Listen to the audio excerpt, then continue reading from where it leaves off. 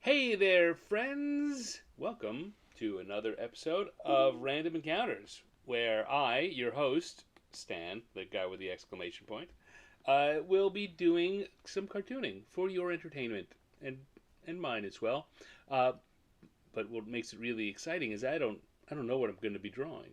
We never do. What we have is a list of random encounter tables, like the kind you use in games like Dungeons and Dragons and other tabletop role playing games. We'll use those to pick a subject and an activity, and then I draw it. That's the whole concept. That's what goes on here. Uh, it's a lot of fun for me. Fun enough that people are showing up every week, which makes me happy. And hopefully, it's fun for you to maybe draw too. I One of the big things that I want to promote is drawing just for the fun of drawing. That's why I do this, and I hope that you will join me. If you have some paper or your favorite pad or electronic medium, or just some crayons and the back of an envelope, draw along with me. Either draw the same thing I am, or draw whatever you like. Just draw for the fun of it, because it's the act of creation. The act of drawing is just it's a good thing to do. It's good for you. Well, I mean, kind of in a vegetables way, really, but also because it's fun. Anyway, having said all that, I have now blathered long enough. Let's get into some drawing, shall we? Let's start by coming over here and flipping a switch, and you can now see my iPad. I do all of my drawing here on an iPad Pro with the Procreate app and an Apple Pencil. Apple Pencil. None of this content is sponsored by any of them, though, as I say every time I mention that, I'm totally open to it. If you want to reach out, Apple or Procreate, let's talk offline. But these are random encounter tables for the evening. Still kind of in an autumnal vein, leading up to Thanksgiving next week, and we'll talk a little bit about that later. But we're going to now go. Now, so we've got tables. How do we use them? Well, I have here a die roller. What we're going to do is roll the dice, and whatever comes up, that's what I'll draw. So, as we always do it, we go once, twice, and third time is the charm. Hello, Dale Donovan in Wisconsin. And Cindy, I believe, sitting there alongside him on the couch. I'm glad you could make it this evening. All right, here we go. Once, twice. Oh, no. Stop. Sometimes it's a little slow to respond, and I like to make sure we get a good 1, 2, 3. So here we go. Once, twice, third time, and we got a 3 for our who, which is, we'll come back here and look, a 3 is a drider. For those of you who are not familiar with fantasy games like Dungeons and Dragons or Pathfinder or any of the modern fantasy uh, games, a drider is a kind of like a centaur, only it's half spider and half dark elf. They're pretty. You'll see as I'm drawing them. They're pretty creepy looking. All right, so a drider is our who. What is our what? Let's see. Once, twice, third time, 5. 5 is our what? What did that come out to? I don't even remember. 5 is a lightsaber duel. Okay. I don't even remember how that I wound up putting this. I work these charts up, these encounter tables up, a week ahead of time, and sometimes just sitting around thinking of what would be interesting to put on there. And I don't remember what came into my head. It might have been a holdover from Halloween, and it's just fun, so I kept it on there. But we got a lightsaber duel, a drider, and a lightsaber duel. Okay, so I guess one of the first things we need to think about is who the drider might be fighting um, in this duel. So if you have any thoughts on that, let me know, because I like to get your input as we're doing this. Okay, so I like to do my sketching in blue. As I often explain, is a holdover from my days doing physical media, where we did that because it helped with printing.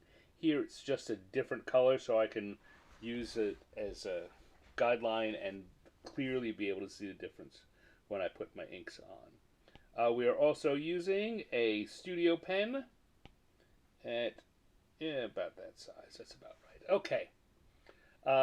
Sith Drider. Hello, Ogres Den from Michigan. We got Wisconsin and Michigan and Oklahoma in the house versus Spider Man. All right, so we got a Drider. So I was saying before, Drider basically it's got a big back end like a spider with legs, and then the front end is the torso of a human. For those of you who don't know, I know most of the people in chat right now do, but hopefully there are some people watching who are new enough to this to go, I've never heard of a Drider before. All right, so that's not even really a terrible start. So we'll start with that. Got a lightsaber. The question for me really is, how do I take advantage of the Driderness, the spiderness of the Drider? And maybe that means erasing what I've got here and clear that layer and coming in and saying what we're going to do is have the Drider maybe coming down on a web and the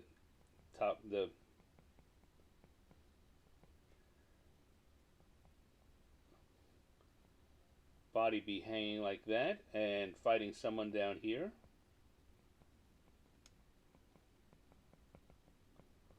Or, and it's a nice thing about doing sketches like this, we could have I just had a weird thought of the Drider jumping.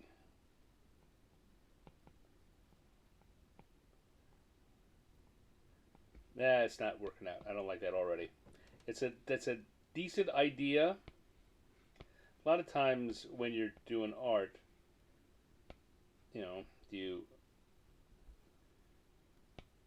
want to do sketches ahead of time so you can play out ideas. You can have an idea and give it a try.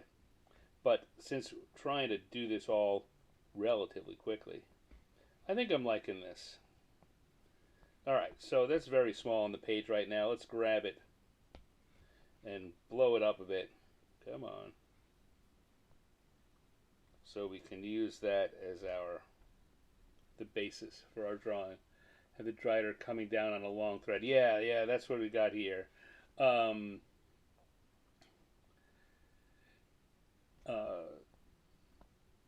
Alright, so we've got a rough idea of, you know what, this color is even stronger than I want it to be. I may have messed around with this. I think I want this color to be a little bit lighter than it is. I'm going to do another trick you can do, and come in here and I go on the layer. If I do something called alpha locking the layer, then it's only going to draw where I've already drawn, and if I fill the layer, it's going to replace the color with the color that I've got up there. So there, little Procreate tip for you. Turn off the alpha lock now. Okay, so now we can come in and maybe, oh, wow.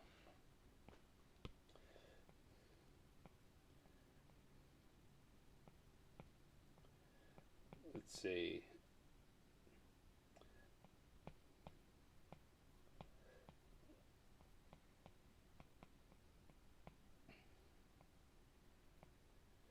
Have a mark on its back, and I guess what I'm trying to decide right now is how I want the Drider to be wielding the lightsaber.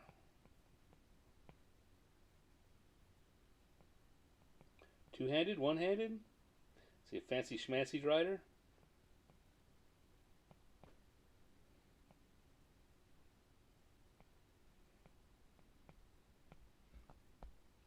Man, all of this is even smaller than I thought it would be. Zoom in a little more. There we go. I want to be able to get a little detail on the face. Not a lot.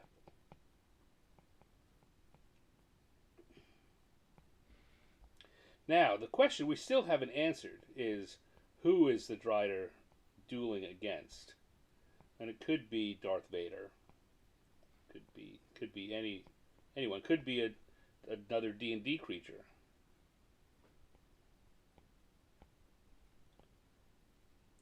But right now, all I have is a rough posture. What are we thinking? Let's see. Linnea is here. Hello, Linnea.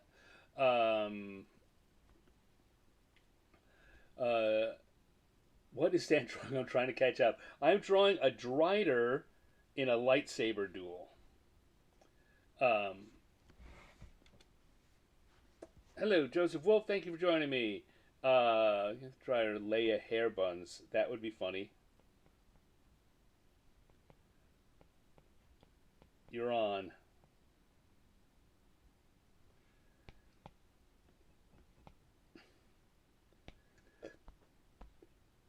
Now, Any ideas? Any ideas on who the Drider might be fighting here?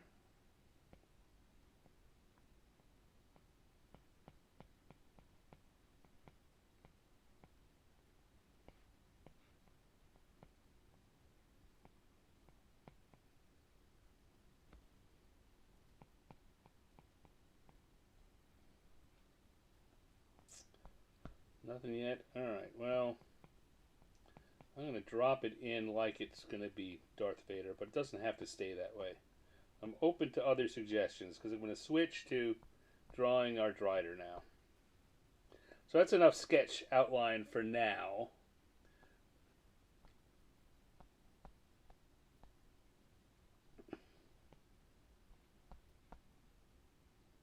I think so Owen has suggested a dwarf Mandalorian. Wow, it just is a. I did a Star Wars themed episode back right after I first started doing this episode because it was May the 4th, and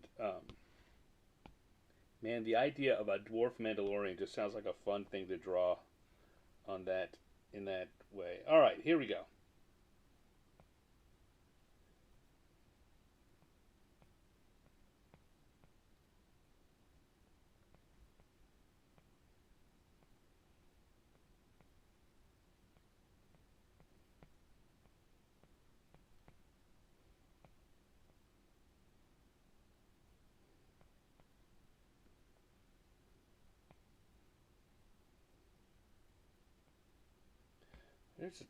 Here's a tough part I'm working on right now.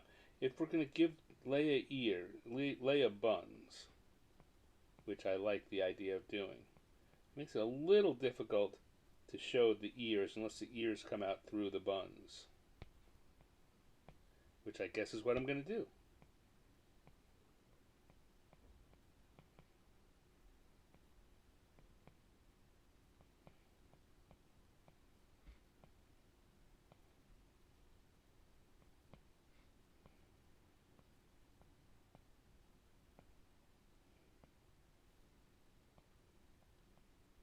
Now, so here's where we get a little bit of the wonkiness of drawing a Drider is we've got to somehow have an interaction between the humanoid top and the spidery bottom.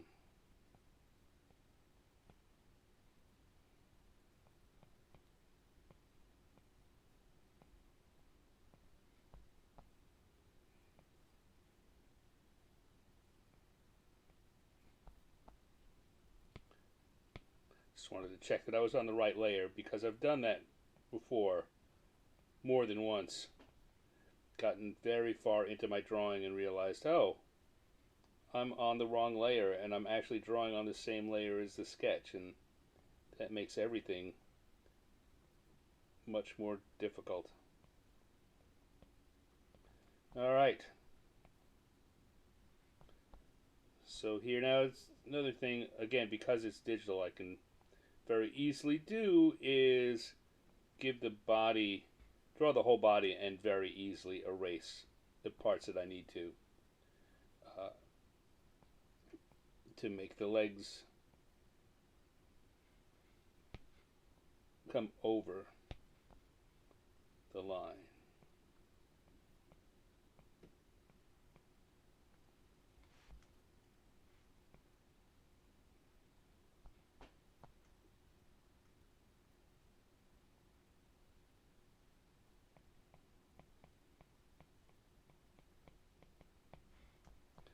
There we go. Give that Todd McFarlane Spider-Man look to the webbing. And back again. Ooh.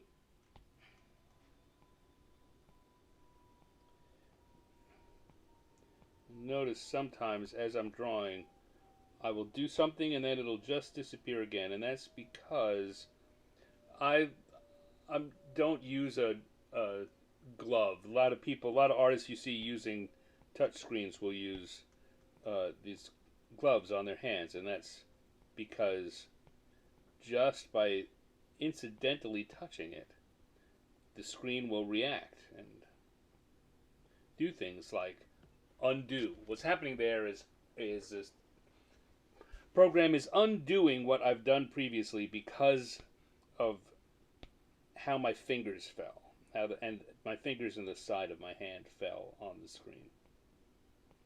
And I could avoid that if I would wear one of these, see little gloves with the thumb and first two fingers cut out. I don't like drawing with those, so I don't when I can avoid it. All right. And then we've got what's a good, oh man, if I only I'm not a really great Star Wars fan.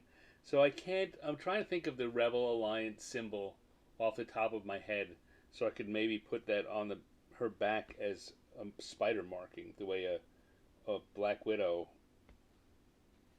has those red marks on its back. And for the life of me, I really can't remember. Well, I can vaguely remember what it is, but I can't remember it well enough to draw it. Spider should have been doing the General Grievous thing. That, if I'd done like what's the name of the spider creatures that have multiple arms? But in my mind, anyway, Drider's legs on the spider are definitely legs and not arms.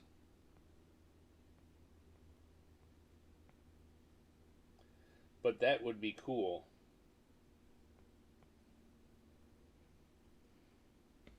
Alright, that'll do.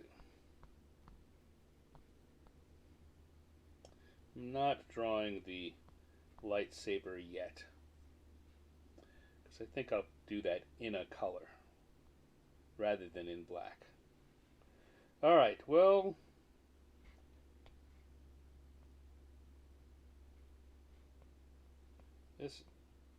we having given our Drider a very Leia-like haircut, that makes me even more happy to make this Darth Vader or someone in a Darth Vader helmet.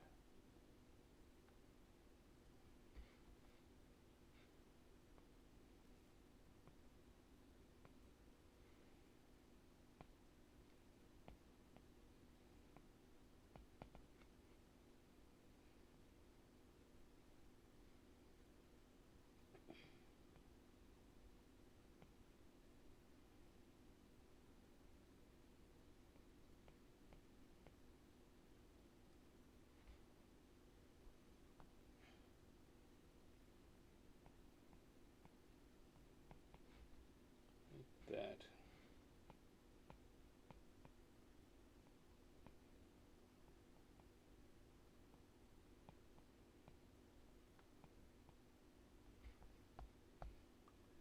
And like so, I suppose having moved them so close to the bottom, I'm saving myself the necessity of drawing his lower body. When I was first learning to draw, I had a lot of drawings that ended that the characters were set right near the bottom of the drawing, like this. But the reason was that I couldn't draw feet, and so I saved myself from that by positioning them so their feet ran off the bottom uh, of the drawing. Now, which until I got called on it by my brother and sister, you just can't draw feet, and in fact, they were right. Um, I also would place rocks, something in the foreground that would block the bottom of the character's legs, so that I didn't have to draw the feet. All kinds of things. You know what? And there was nothing really wrong with that. Feet are tough, and it took me a while to learn to do them. Now I can do that here and not feel guilty because I know I could draw his feet if I wanted to, but I more want that uh, web at the top to be visible. Okay, there we go. That's pretty good. I'm going to turn off the sketch layer and have a look at what we've got here. Looking pretty good. We're going to add a few extra lines in to help make sure that it reads well. And then we'll add some color in.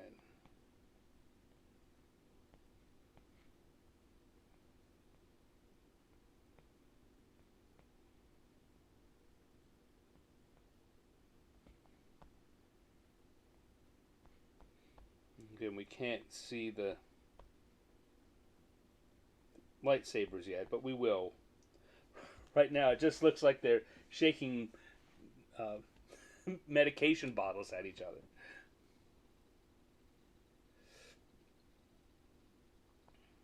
All right, so we will come in here and go to the colors layer. I will switch over to the gloaming brush, which is what I use for these colors, and we will get into doing that.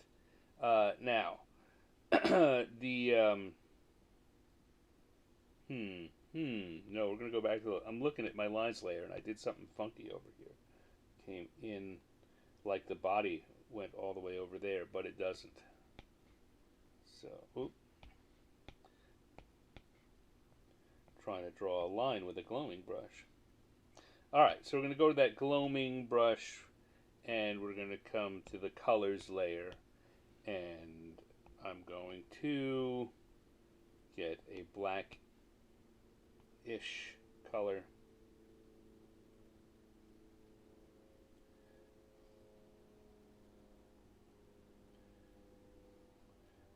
As you might have noticed, you'll notice when we go back to it, the color I'm actually using is a very dark blue.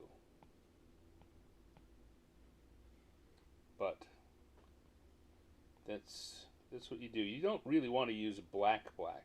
You want the viewer's eye to think of it as black. But if you use black, then you just can't see anything through the lines. Go and put some red here for the markings on the back. So again, this color, as you can see, it's a blue. It's a very dark blue. But if I do this, I just found out. Oh, there we go. I can zoom in. So come in, you see that as I pull this out, it very clearly is a blue. It's just it gets to be so dark that you see it as a black. All right, but I want more of a grayish blue here for these. That's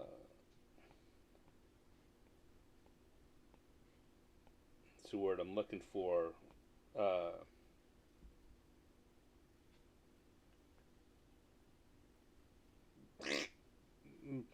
Brain not working.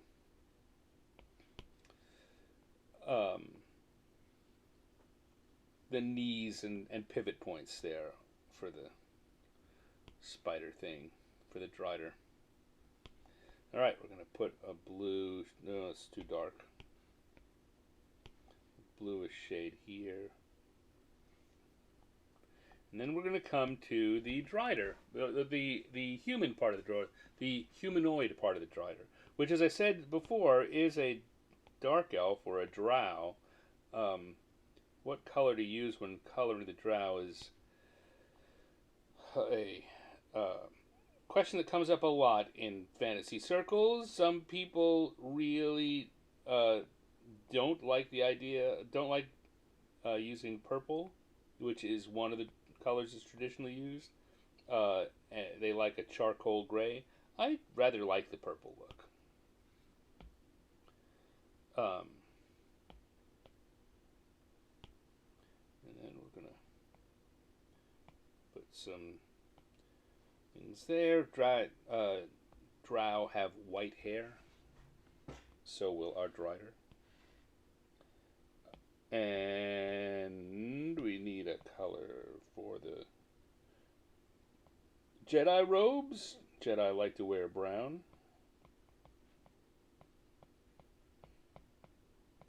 Makes it easier to hide on Tatooine, where everyone goes eventually.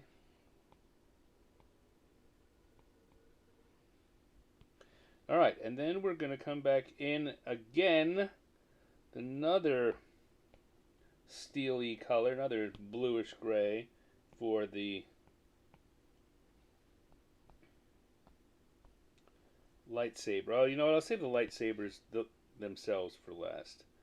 Now let's come in and use that same blackish color for Darth Vader's primary coloration.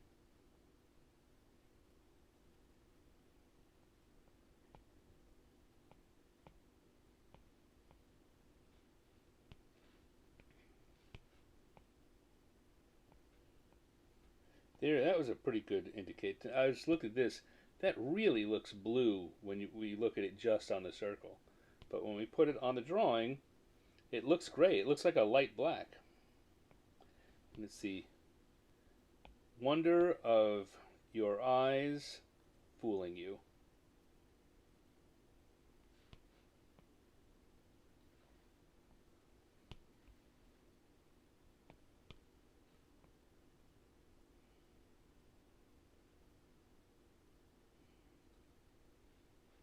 Here we go.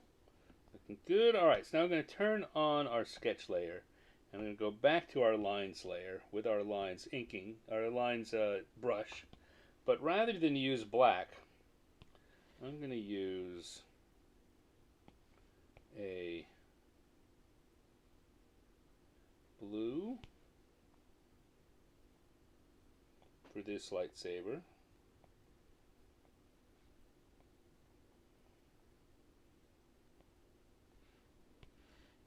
And a dark red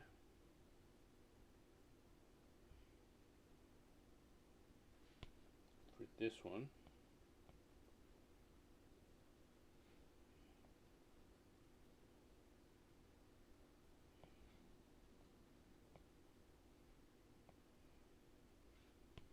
Come back to that blue and change this over here a little so we get that intense flare where they meet up.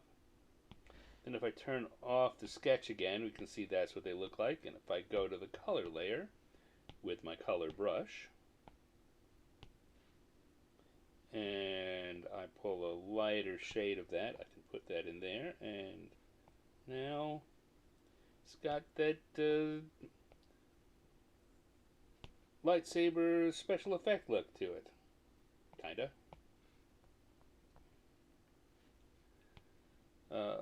I'm looking at things I want to do to add to this just a little bit before we wrap it up. I'm going to come back to the lines layer and I want to get some motion in.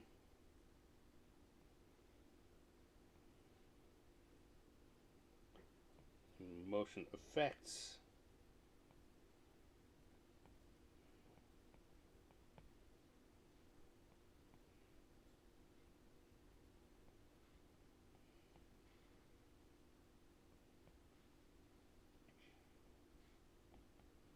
Here we go.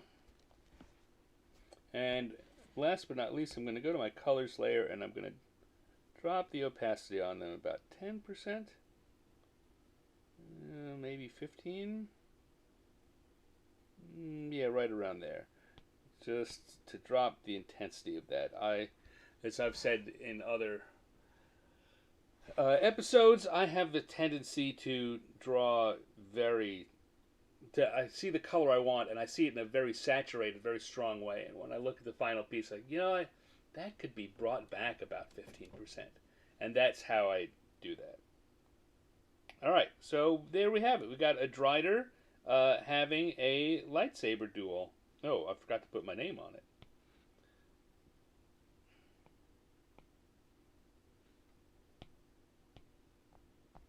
Forgot to put my stand down. Always put your name on your work. Here we go. So, Drider in a lightsaber duel. Ba-da-bop, ba-da-bop, boop. Awesome. Not that I'm awesome. Awesome like that was fun. Awesome. That'd be great. What I really do the show is so I can say how awesome I am, and you have to agree with me.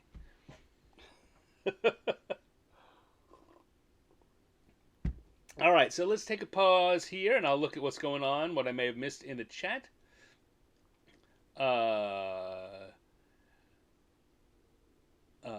Happy Wolf, yes, it is a great evening to do some cartooning. Hopefully you're doing some cartooning also.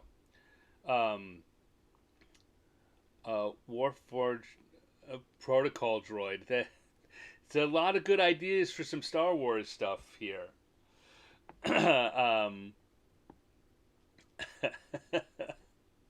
Maybe next May 4th. Maybe rather than do completely random stuff, I'll pull some of your ideas for the Star Wars drawings and just do those. Steve Miller. Hey, Steve Miller. Drive by and wave. Well, you may not be here anymore, but I'm going to say hi to you in case you are.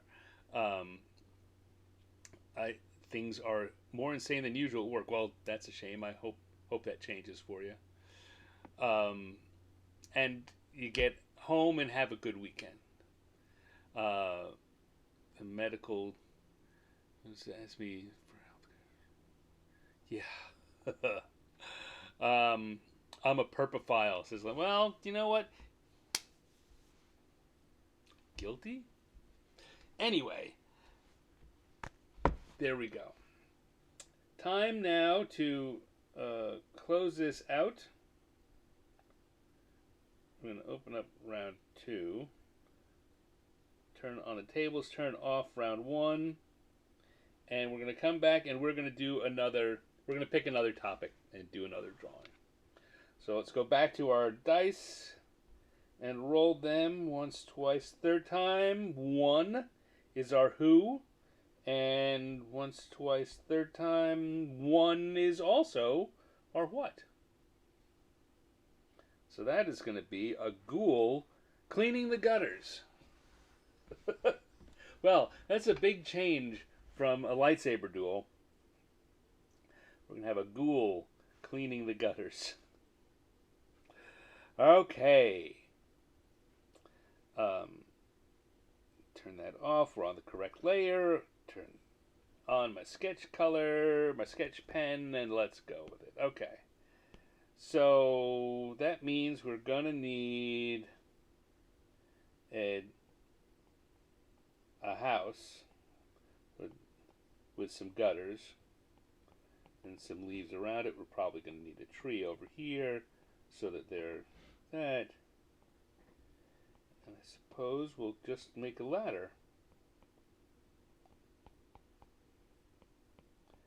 And see how much of this all is about basic shapes. Drawing is about basic shapes. Once you can master that or get a handle on that, then everything else starts to come easier when you can either look at what you're going to draw or think about the thing you're going to draw and break it down into basic shapes. Then you're good. Okay, so we've got a house with Window there, a ladder. And have a bucket on that ladder. And standing on the ladder is going to be our ghoul.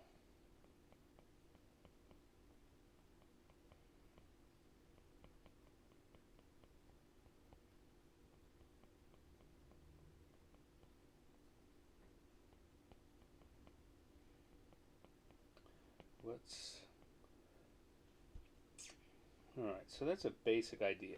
Now, is there anything we can do really to bring out the humor in this situation?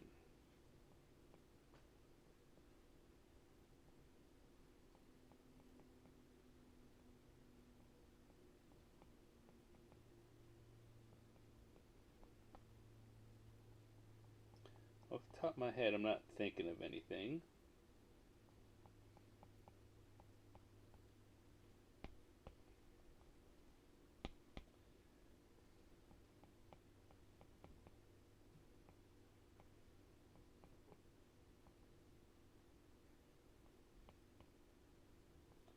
Ghouls have long hands and long fingers from,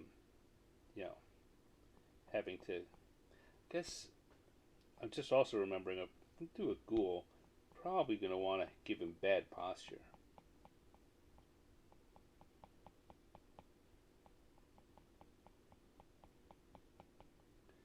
Let's see. So now I'm shifting things around. Maybe rather than standing, the ghoul will be sitting on the ladder.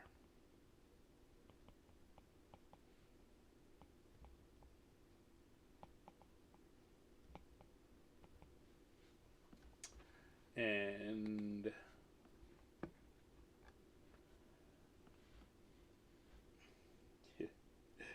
I just saw the Samuel Jackson comment. Yeah, well, I suppose that puts me in pretty good company.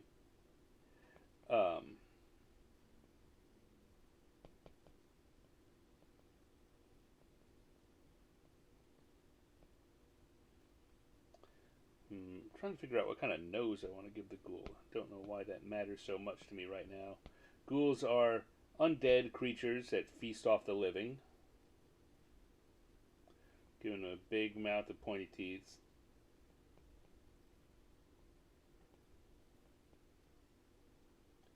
We'll probably give them black eyes. They're nocturnal.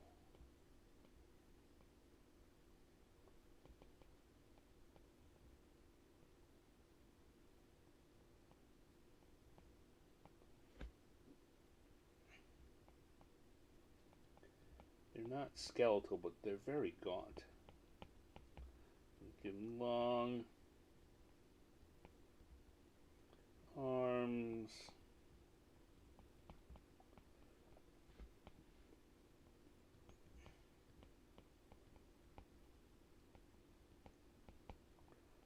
Feet. The legs.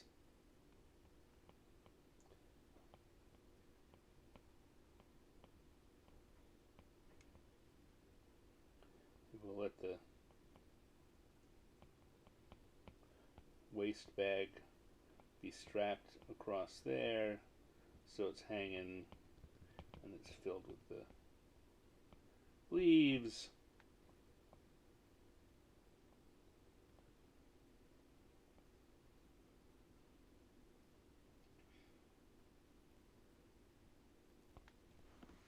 I'm quiet now because I'm thinking. Trying to think of a thing I can do that will be a little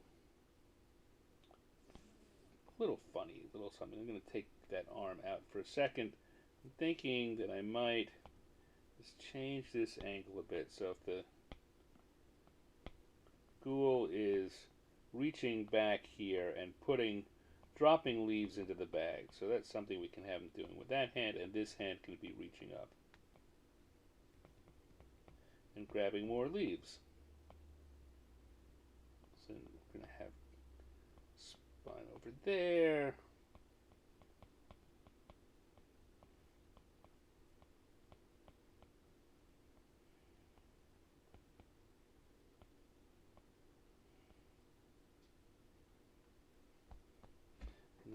suddenly, it looks like I want to change the angle that the ladder is on. Like that. I think, I don't know. I don't know if this is good or bad for anyone watching, but for me, what this makes me think about as I'm doing it is how, while you're working on these things, you want to be flexible. You want to be open to changes. When something's not working, you think about what would work a little better and you change over to it.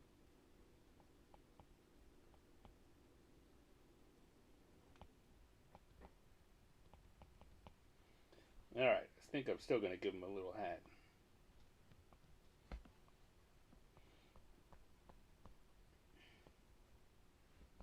Okay, there we go.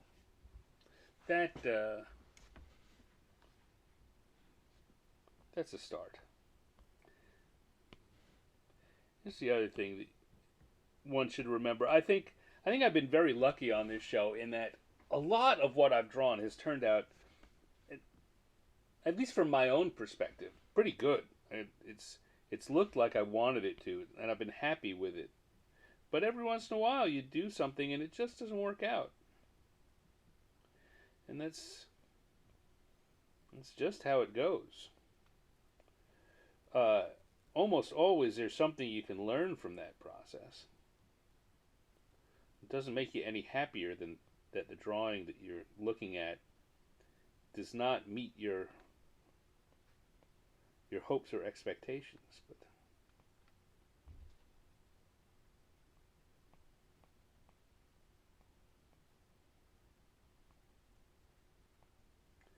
well, I'm not happy. I certainly would not do that on purpose. I think it's a good lesson to learn for anyone who's out there drawing. I'm encouraging you to draw. I think it's important for me to let you know that sometimes that you're not going to succeed, and that's okay.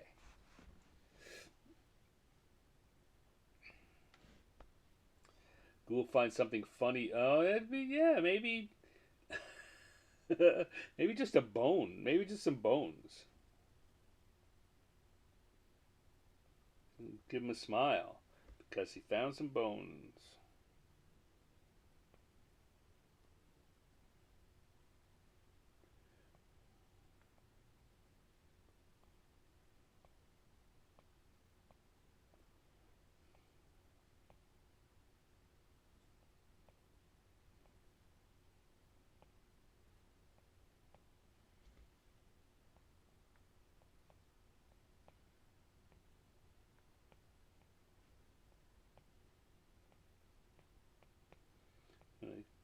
Definitely play up the gaunt aspect.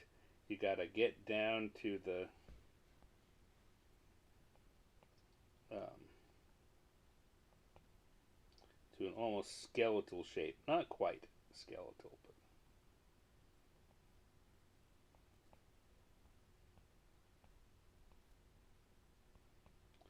just dropping the leaves into the bag here.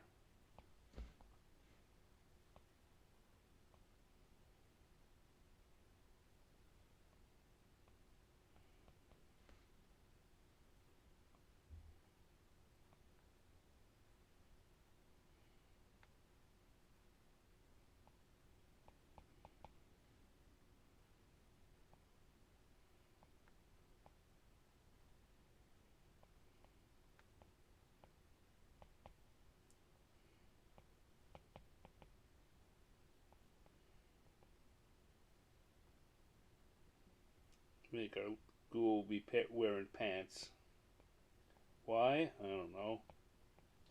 Because it's amusing me to think so. Got him bare chested up on a ladder in November, cleaning the gutters, but he's wearing jeans.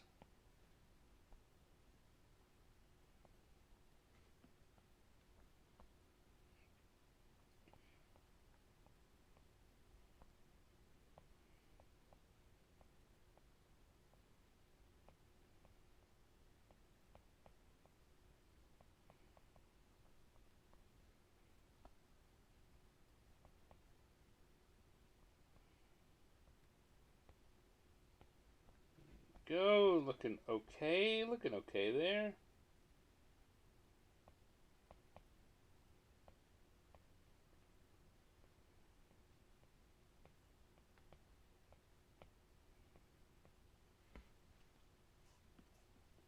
Hello, Lala. So glad you could join us.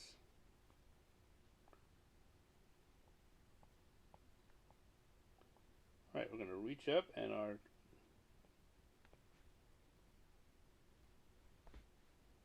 ghoul will have found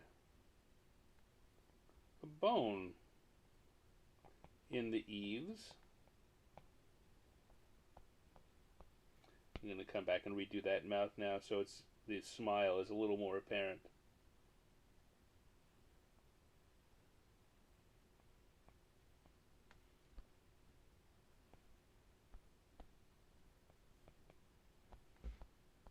Why is there a bone in the gutters?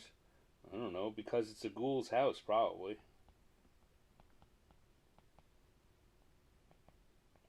Now we've got more just leaves kind of stuffed in the rest of the gutters.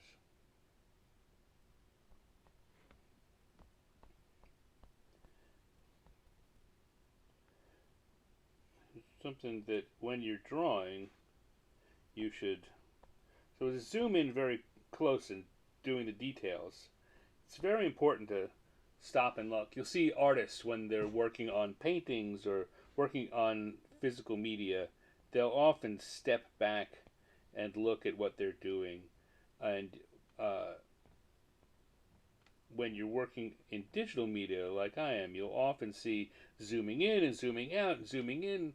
Sorry, I'm not trying to give anyone motion sickness there.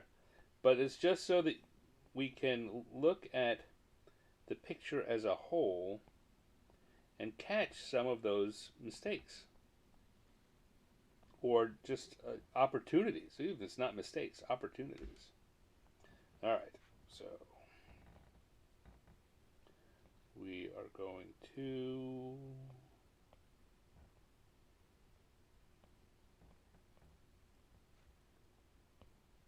put the ladder out there,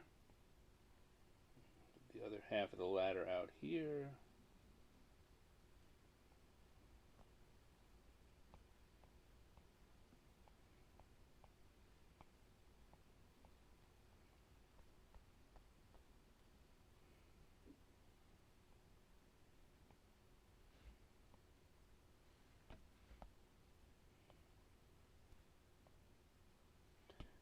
Again, I'm working from basic shapes, which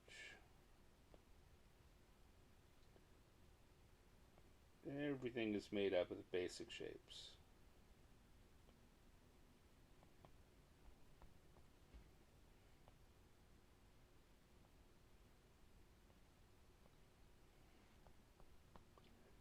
Go, and we'll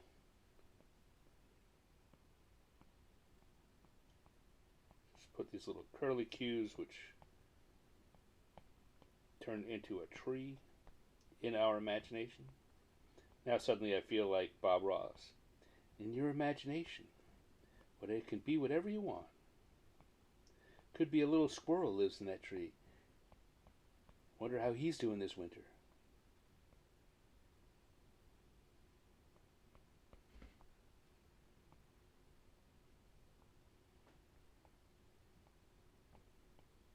Some more leaves falling around.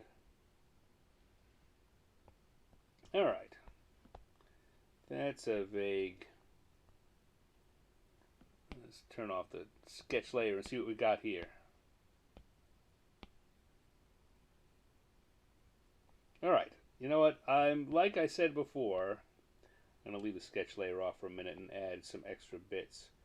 This is not going to be one of my favorite things I've drawn. But I think what I said before sticks. It's not it's not what I wanted it to be, for sure. Even coming in with no idea.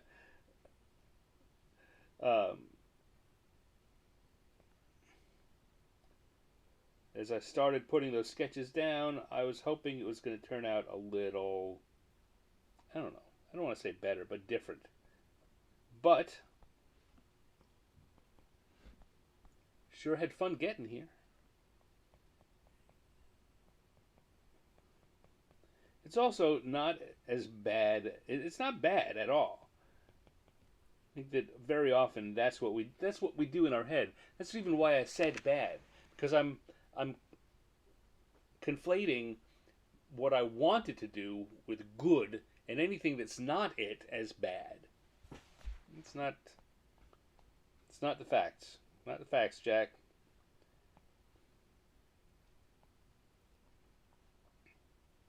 Now, for sure, most of the time, when I'm asked to show drawings or that are ones I like or ones I'm happy with, they almost always will turn out to be ones that successfully get what I wanted in my head to begin with.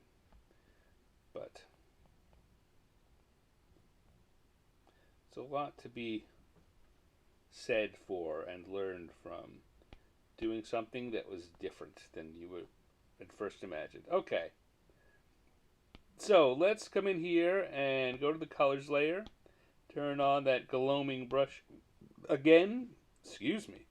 We're going to give the ghoul some kind of pale yellow, tannish color for its skin.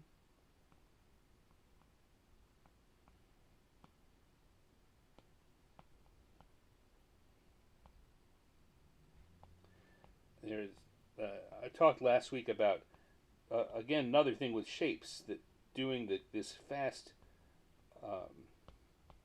crayon marker like coloring. The thing that you can actually do with crayons and markers. The thing to do is to think about coloring in large shapes, just like I was talking about in the drawing aspect. And that way, that's one of the reasons why this works, is it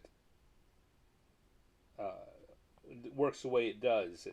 I cannot color it completely and it still feels effective, because the shapes that I'm using in the coloring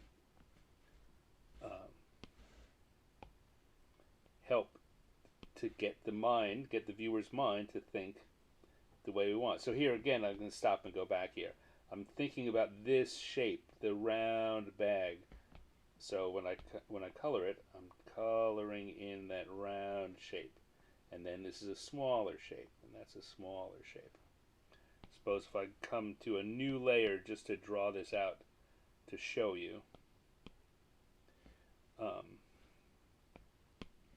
I was thinking about, this is one shape, and this is another shape. Oh, let's not do that in black. It's conflicting with that. Let's go with red. Right. So this is one shape of the bag, and the top part of the bag was that shape, and the middle part is that shape. And I was coloring to fill those shapes in. And even though I didn't, that means that where those blank spaces are help to define those shapes. That's enough of that. All right. What else? What else? What else? Maybe another blue, different blue. Or green. For the hat, we want another dark grayish, blackish color here for the roof, so it looks like shingles. We want a light blue silverish color for the gutter. And, oh, well, the ladder's probably going to be wooden given how I drew it, so I want a brownish color for the ladder.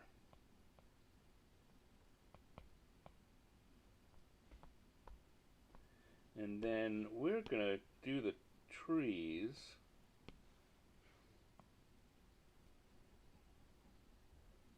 They've got to be autumnal colors. So we'll do a yellow and an orange as the base colors for the trees.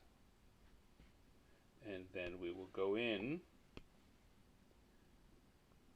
make the brush smaller, and go in. No, that's not working great.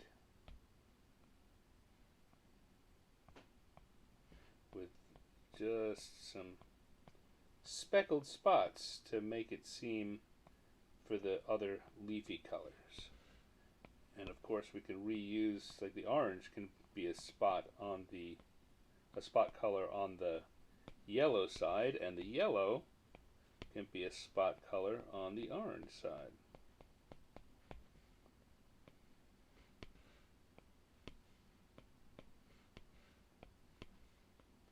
Red and orange and yellow. And again, let's use the orange for what's going on here in the eaves. And spot it with yellow also. Yellow. Orange. Red and red. Suddenly this is coming together. It feels like very sudden, but that's the way it goes. You put little pieces together, and you put little pieces together, and then you step back and look at it, and you realize, hey, it's working. Let's also do a color for the window.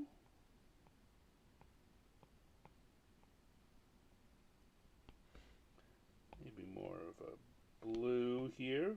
No, much brighter blue than that.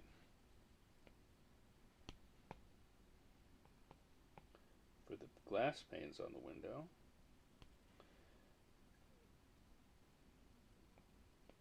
And I don't know who paints their house light pink. The answer, well, I do know, it's this ghoul.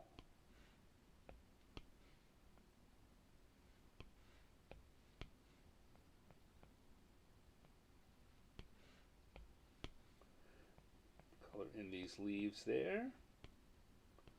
What else do we need? I need to finish this. I didn't really see that. Right? Okay. And let's, one of the things I didn't do on the other one, let's just go in quickly and add a little bit of shadowing on some parts of this. To add a little depth. It's going to be hard on the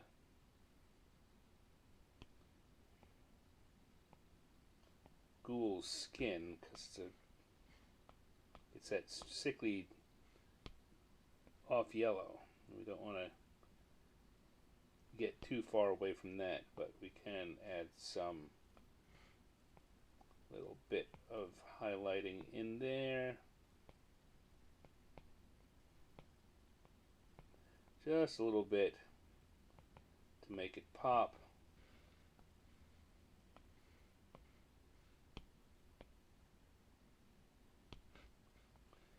The underside of the bag and the crease in the bag. Here we go. And I think we've got ourselves a nice little second drawing. I'll come here and again add my little stand. And we have ourselves the ghoul cleaning the cutters and finding himself a nice little treat.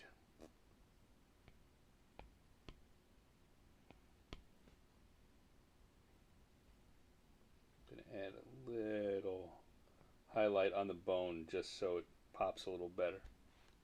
There we go. Ghoul cleaning the gutters. Looking at it. Do I want to downplay the intensity on those colors? Let's play with that at the very least. drop the opacity a little. Set. Because the problem there is when you drop too much out of the leaves, they stop looking bright and autumnal. But I think, maybe, about 5 or 10%. That's a little better. All right. So let's see what's going on. I see that Lala has shown up. I know I knew enough to say hi. Dead bat would have been a good thing for a ghoul to find too. I think that in if this was a multi-panel cartoon, we talk about this sometimes. That would have been a really good thing.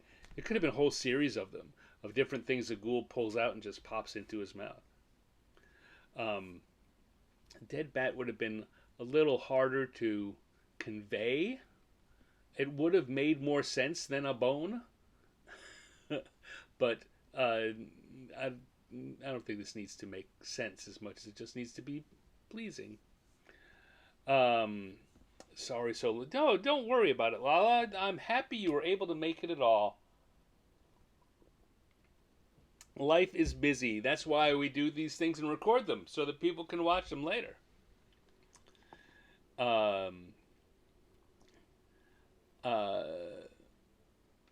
See. Oh, Lala again says that she was hoping to join in drawing, but this week isn't working out. That's all right. You know, like I always say, it's for the fun of it. If it's giving you stress, then you need to step back from it anyway. So next week if you can, or we talked about this before in other forums. Just maybe draw a little something in the morning just for the fun of it, just to get your brain going. Let's see. I thought bubble a rib. I need one of those. Gutter snack.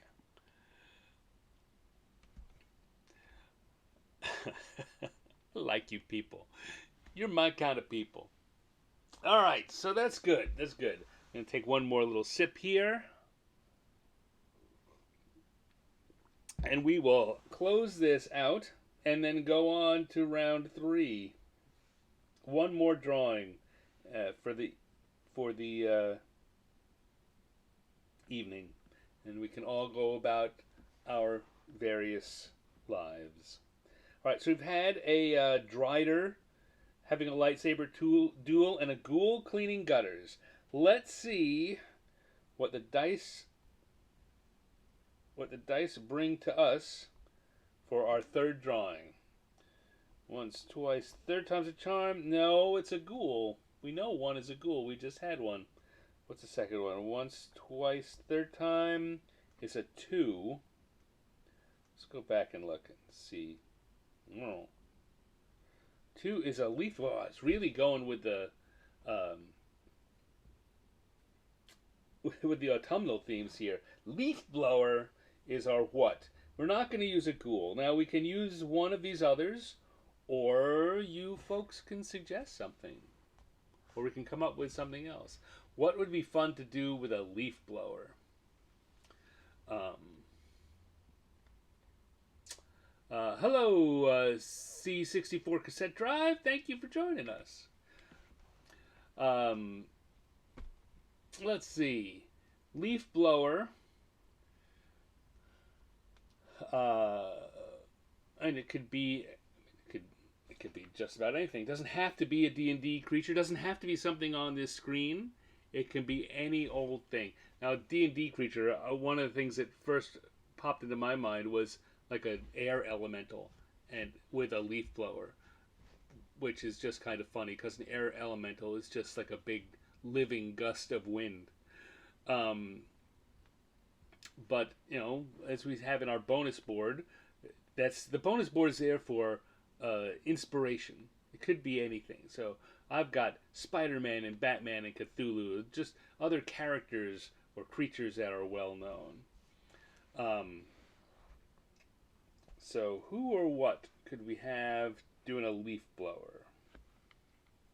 Thinking, feel like Winnie the Pooh. Think.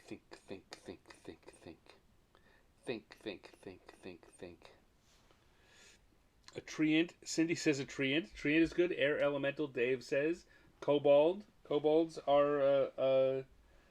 You know what? I'll tell you what. I'm not going to do the kobold because I know something about kobolds that you don't, and that is that they are definitely going to be in the mix for next week. So uh, I've already done my encounters for next week. And we'll talk about that a little bit later because next week is Thanksgiving.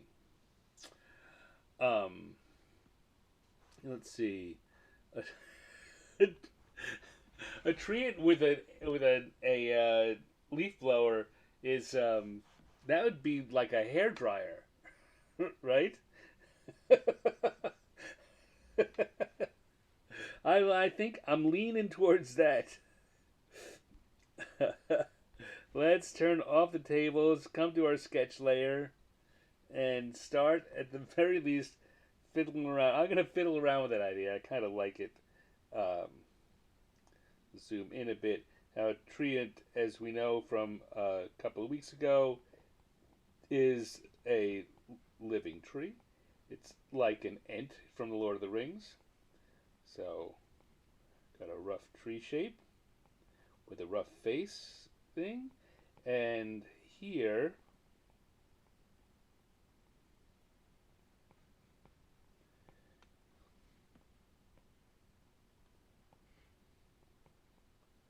suppose we could have the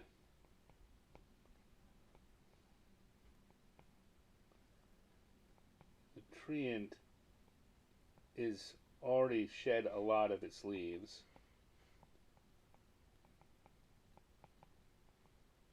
So there are just leaves clinging onto it, and it's trying to clear them off.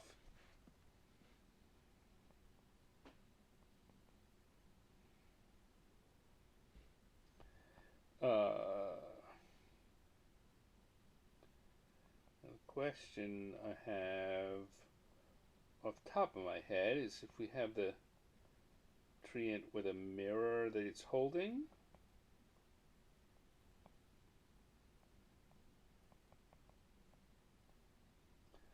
Or, I mean, we could put a mirror on the wall here that it's looking at over the sink. Maybe that's better. And we can, with the other hand, the treant can have maybe holding a rake, like a comb, like a brush.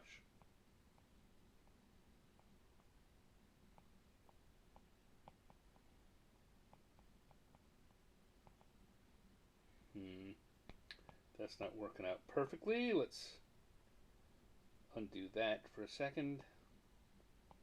Erase those things off there. I like this idea. Winner of an idea, Cindy.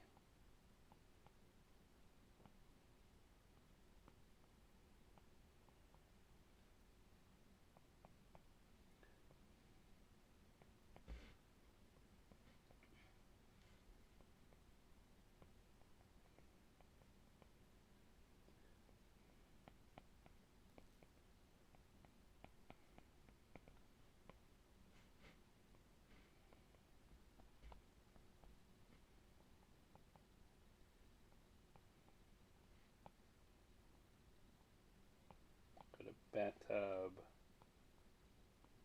in the background. There we go. Okay. Look at that.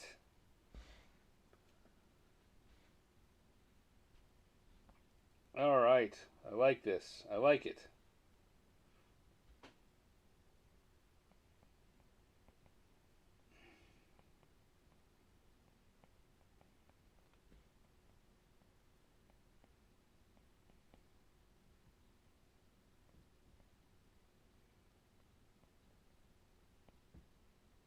Hmm. Trying to figure out the anatomy that goes into how it would hold it.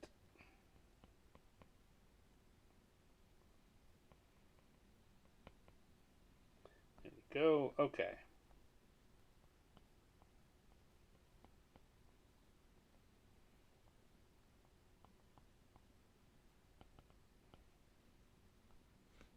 I think last time we did a tree we had a squirrel, so maybe we'll have squirrel up on the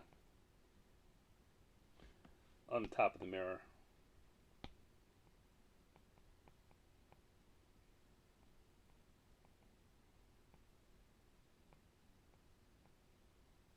All right, I like it. I like it. Okay, I'm gonna dive in on this one. We're on the lines layer. Okay, where do I want to start? I always say start with lines you're confident in. I've got these very loose lines down, which make up a an image that I'm happy with, but I don't really have a lot of specific things that I'm confident in. So why don't we just start with the face, with the eyes.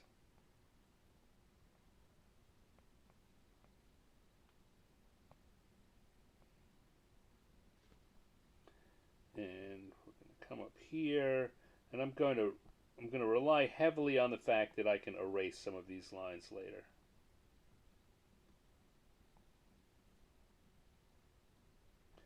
And we're going to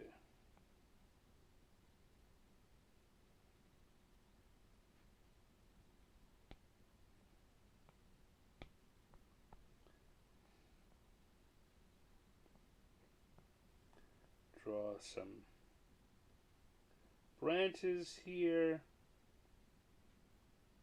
This is, I guess, a tree getting ready for like a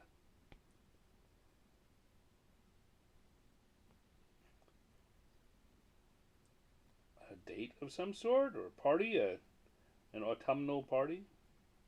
You don't want any of those leaves sticking around. You don't want to look like you're dressed for Halloween, or dressed for wearing your summer gear when it's everyone's getting together for a November party.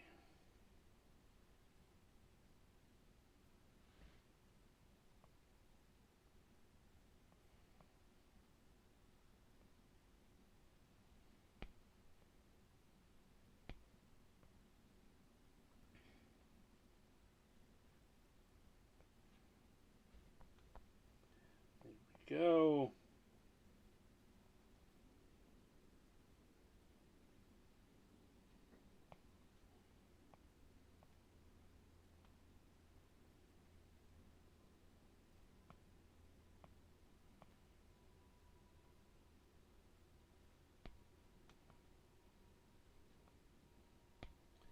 And I find myself drifting into thinking, which is not so good for those of you who are coming here for entertainment.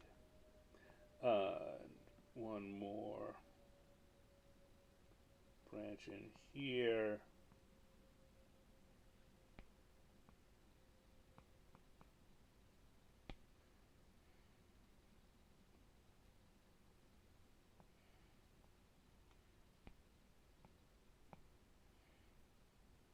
Like so.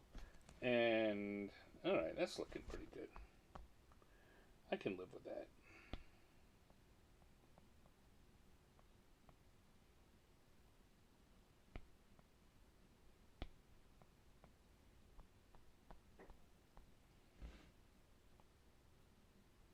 Now, we add the part that's, the meat of the subject, as it were. We've got the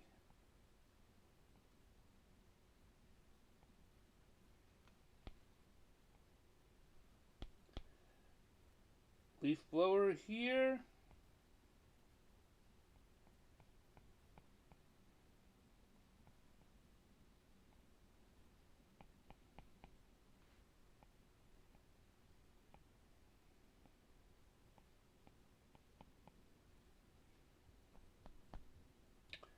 Again, I'm going to erase some of what I've drawn, relying on the fact that as a digital drawing, I can just erase that. If I was doing this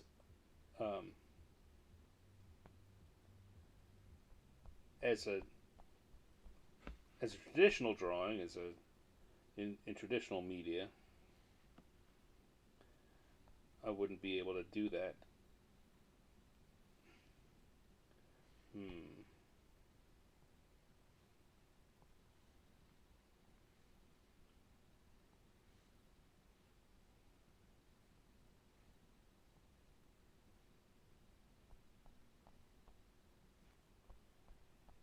find a way with color to make that stand out a little more.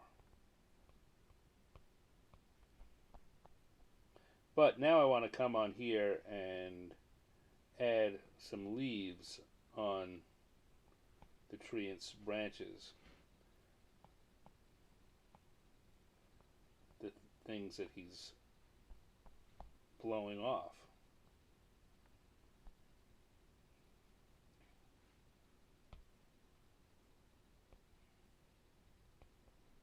Maybe even have some tufts of fully leaved parts. How embarrassing that is.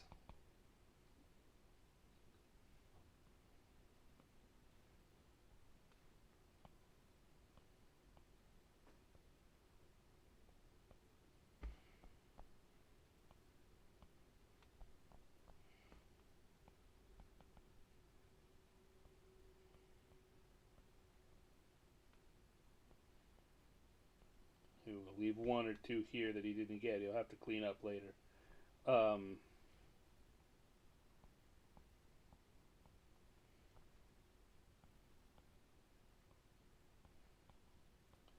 Again, bring that in.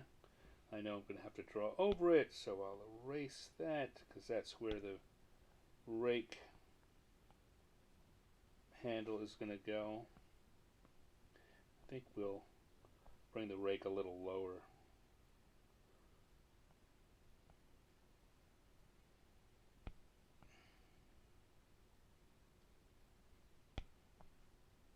This is the kind of thing, in doing this kind of drawing here, I'm really only half planning before I start drawing.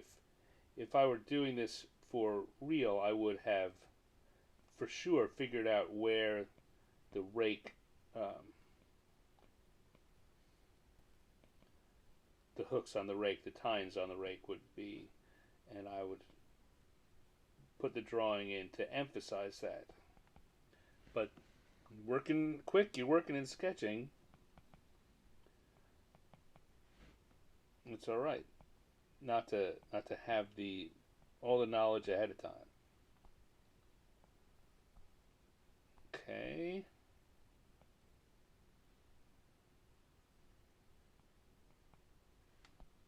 There we go. So I think this is looking pretty good.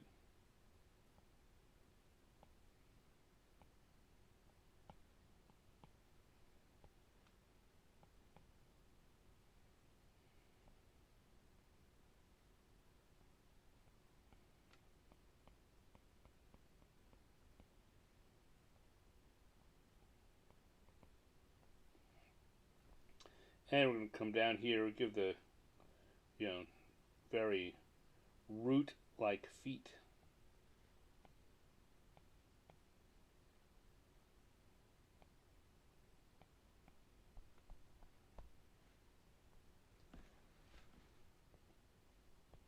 I think I'm looking at this and I don't know if you feel this way, but there are parts of it right now that look like it's not really calling enough attention to itself. But I'm knowing that once we add the color to it, that those problems are going to pretty much be solved.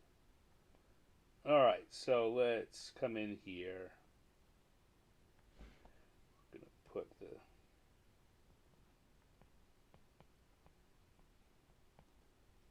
sink.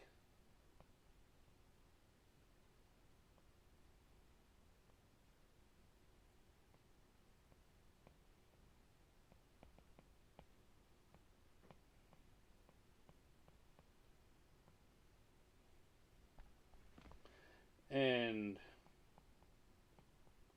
just going to give some hints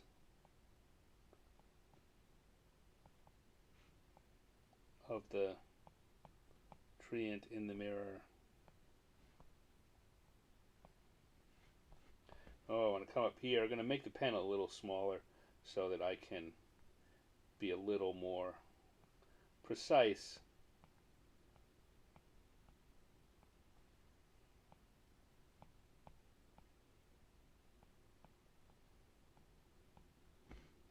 with the squirrel.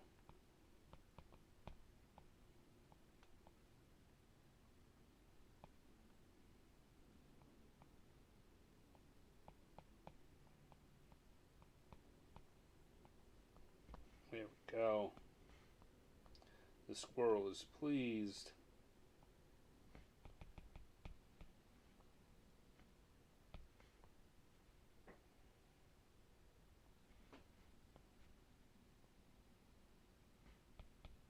Having these lines breaking up is a problem I've talked about before. This is one of the things that's happening because my iPad is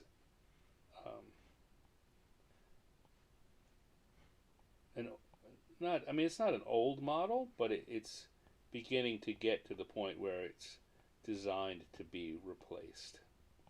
Apple wants you to replace your machines every so often, and they build that in. It's a feature, not a bug.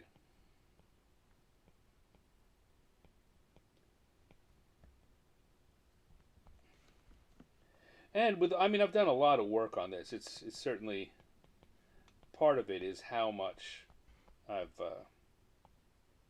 how much I've asked it to do over the years, how much drawing I've done on it.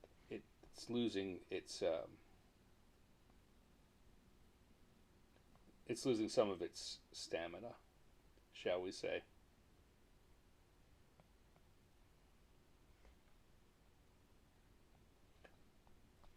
And in this case, that comes out in there are some parts of the screen,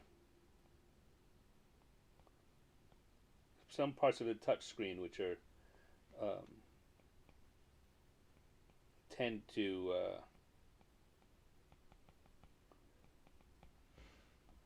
not carry long. I can't do a whole long line over them easily. All right, there we go. That's looking pretty good. I like that. Let's turn off the sketch layer. See what we've got. I don't even think I need to add a lot of extra lines on here. I'm pretty happy with how this has turned out. Again, you never can tell. With the previous one, it wasn't this one. I wasn't really sure what I was doing, but I'm happy with what I got. Okay.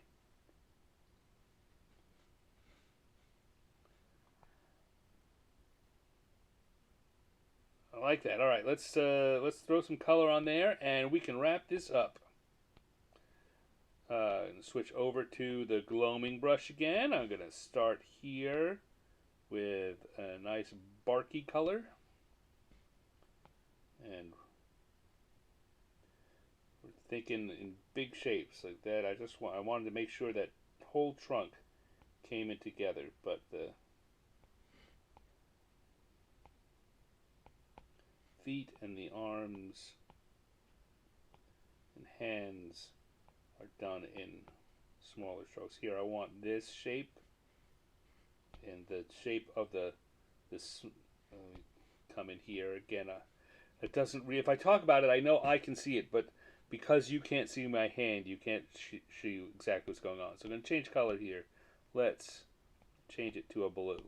So this shape here, it's kind of a swoop and an out. That's what I want to do together to keep that shape feeling right. And then I'm going to do it over the top here, and this going up as a single motion, so it feels like a single shape.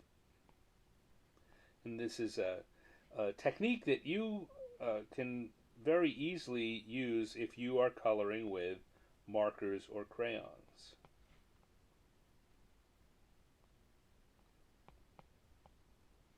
Or brushes that mimic markers and crayons.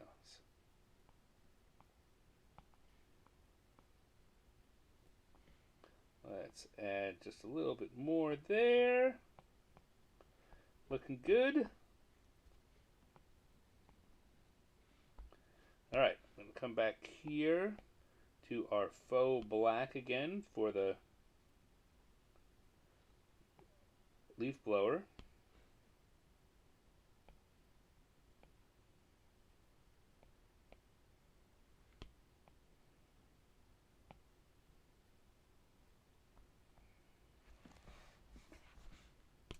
I don't know why I didn't do those eyelids.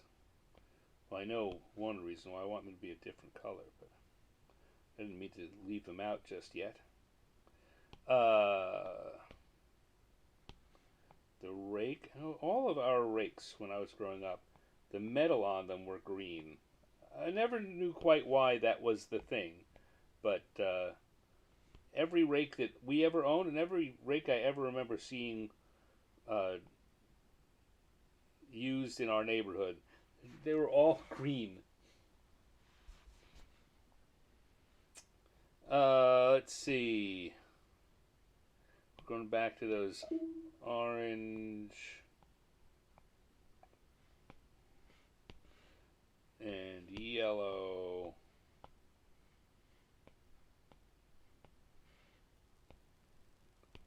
and red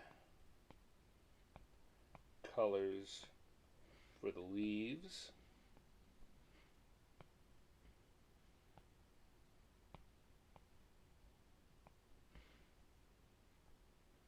There we go. It's looking pretty good. I think what I want to do here is come in with a blue. Ooh.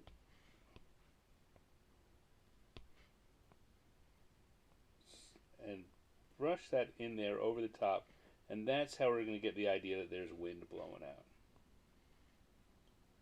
Why blue? Blue is, I don't know. It's not. The air is not literally the color blue, but in a situation like this, it carries that feeling. All right, what else is going on here?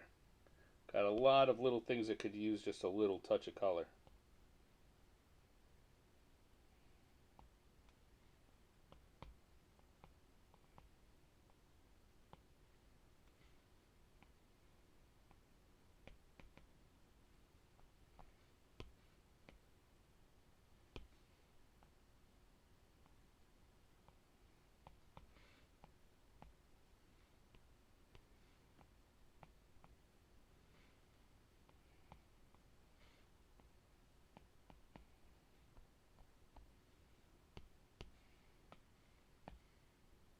Grab that brown there so we can put it on here.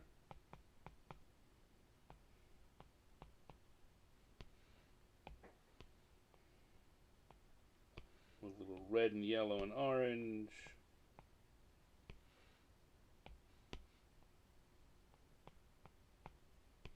And then again with the blue for the mirror.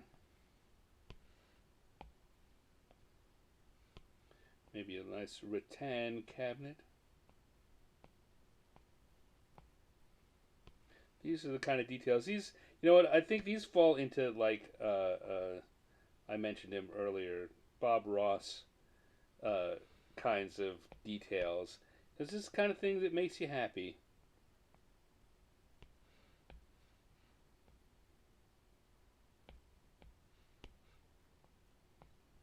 What color is it? Any color that makes you happy.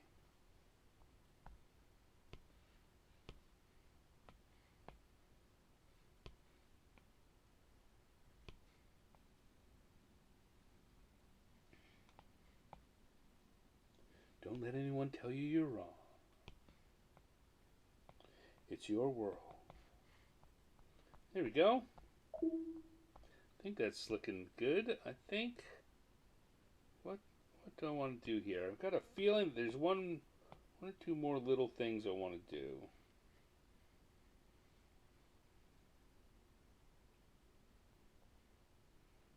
Hey, oh, it's squirrel. Squirrel doesn't have any color yet.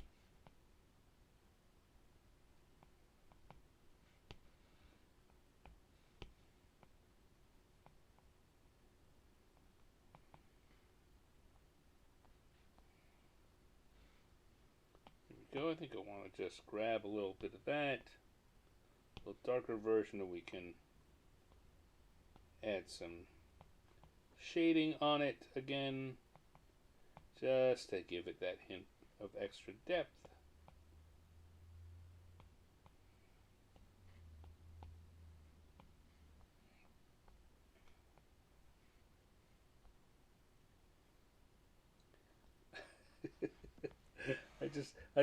I keep looking at this and thinking, yep, that's a tree ant that's getting ready for a date.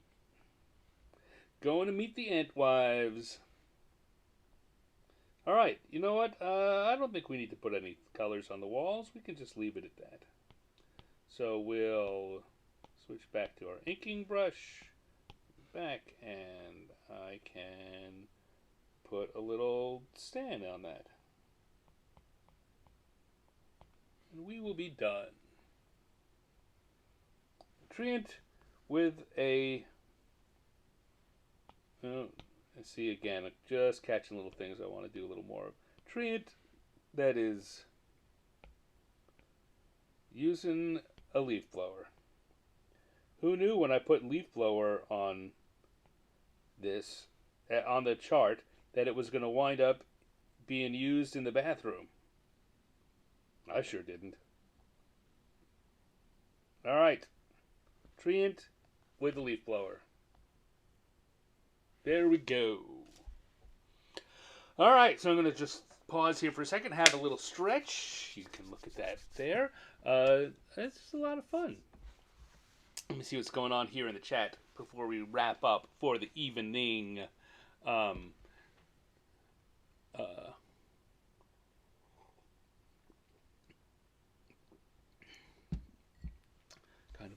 Brings up visions of the Maxwell guy getting blown away in the speakers. Yes, that's. I hadn't thought of that, but sure. Should he be wearing a towel? I don't know. Are you afraid of seeing ant junk? I don't know that ants have junk. They just, sprout. That sounds a little dirty too. One leaf stuck up there still. Here's overrated. Be your tree self. Oh, Happy Wolf art. Really? Really? Alright, I'll let you get away with it this time, but come on. The heartbreak of Spanish moss. You people are funny.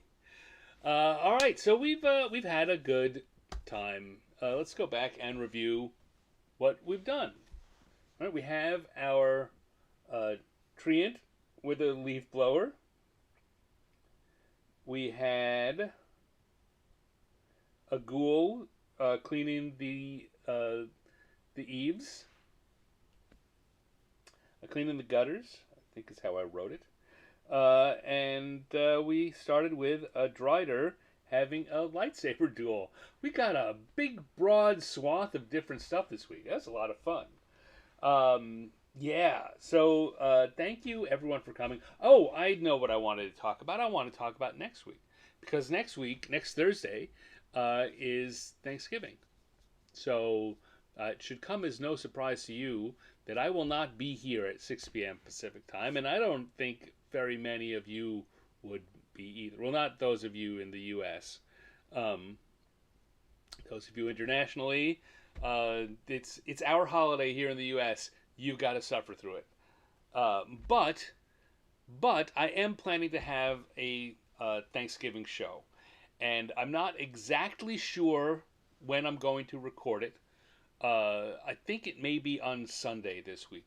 The best thing that you can do if you want to take part in it. Oh, let me pause and say, when I did my July 4th of July, I recorded it, but I recorded it with no chat room. It was just me. And I could do that again for Thanksgiving. But I think it would be fun. I really like having you guys here. It makes my night much better. It makes this whole thing a lot more fun. So I'm thinking about doing it on Sunday in the afternoon, Pacific time. I haven't really figured out exactly how that would work. If you want to be part of that, if you want to know when it's happening, the best thing you can do is to subscribe to my YouTube channel. This is not a ploy on my part. You know, it is. This is all a ploy on my part. There's no special push. But if you want to know, subscribe to the YouTube channel and turn the notifications on. I will be posting it up, and YouTube will let you know when a time has been selected.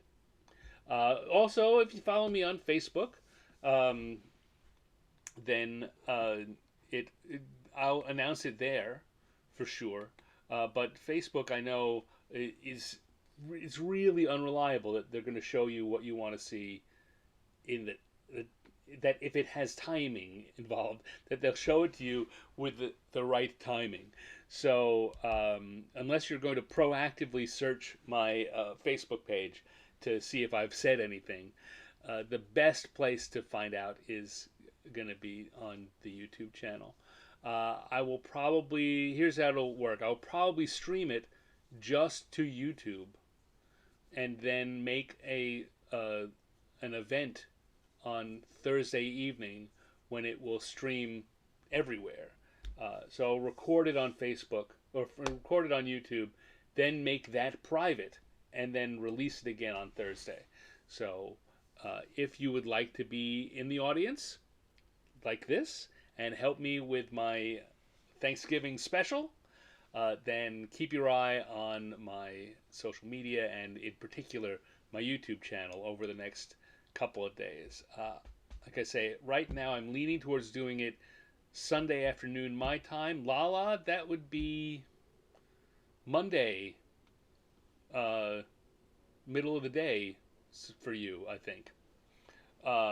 And those of you in Europe, that would be Sunday in the late evening, or late evening. So yeah, have a look. See if you want to come along. I hope you will. And if you can't come along, look for it afterwards. You can watch it and send me messages if you want to poke fun of whatever it is I do. In the meanwhile, as always, if you want to follow me, Instagram is a really great place to do it. I'll post on Instagram too, though again, it's not super good about sending messages. But I'll post about the Thanksgiving show there too. But I do post all of my publicly available art to my Instagram account. So if you are afraid you've missed anything, that's the place to look. There are things that I don't post publicly, and for those, if you really want to see those, you want to get deeper into the world of Stan, then you may want to consider joining my Patreon community, because they are the ones who get all of the behind-the-scenes access. I will say I'm a little behind, and anyone who is part of my Patreon community knows this already. I've got a bunch of stuff I've been meaning to post, and I'm trying to get caught up. And I'm trying to get caught up before the end of the year. I'd like to start next year right on top of it, because I have some other plans. I may be launching some other things beginning with the new year. And I say that not knowing for sure what they would look like, and even if they're going to happen. But I'd like to. Pretty exciting, huh? Anyway, thank you all for coming. Thank you, Dave and Linnea and Gus. I'm sure Gus is there. Thank you, Dale and Cindy. Thank you, Lala and Happy Wolf Art and Cassette Drive CS64. Steve Miller dropped in earlier. I said Linnea and Dave and Gus already. Owen was here. I don't know if he's still around, but Owen was here for a while. Joseph Wolf. We had a lot of folks here tonight, and a bunch of people who were watching and didn't chat. And you are always welcome, and I thank you for coming in too. If there's no pressure to step up and say anything, just have fun. But I love hearing from you. If you have any questions or comments, you can leave them as comments below. Reach out to me through Facebook or Instagram or Patreon. And I will be happy to get back to you. In the meanwhile, I hope to see some of you for the recording of Thanksgiving. Those of you who live in the U.S., if I don't, have a very happy Thanksgiving next week, and hope you can join us the week after. Until next time, find some time to draw. Find a little paper. Carry a little pen and paper around with you. Just draw for the fun of it. Please, for me. You'll thank me later. All right. Till then, take care, everyone. Have a good night. Have a good week. Mwah. Bye.